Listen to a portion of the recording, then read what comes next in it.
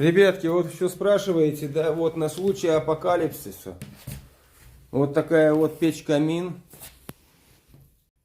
Вот бревно. Вот 160.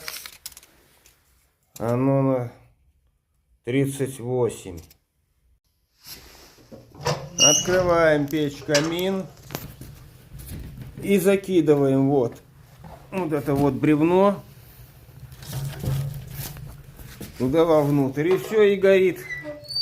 И на случай апокалипсиса в России вот такая вот печка. Всем рекомендую, дорогие ребятки.